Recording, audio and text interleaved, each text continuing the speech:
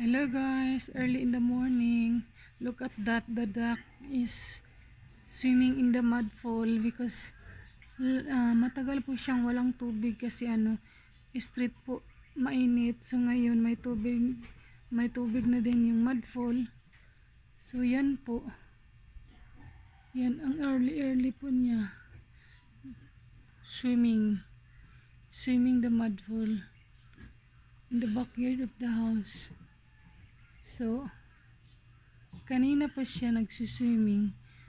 But it's so early kasi yung time is alas 6 ng umaga, 6 a.m. in the morning. But ang early niya nagsuswimming.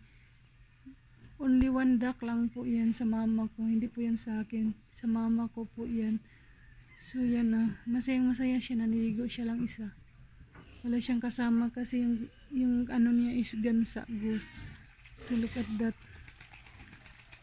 Enjoy na enjoy po siya nagsuswimming. Diba? Para siyang enjoy na enjoy. Hindi siya gininaw. So supposed to be is so cold. But wala siya. Hindi siya nagko-cold. Ganon din.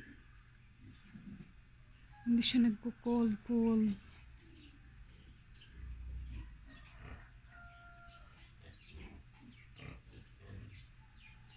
Ganon din. Oh.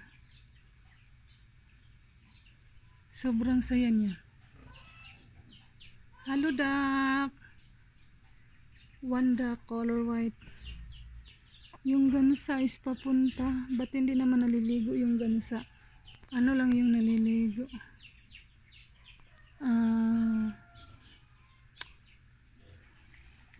Ang pato lang, ang duck.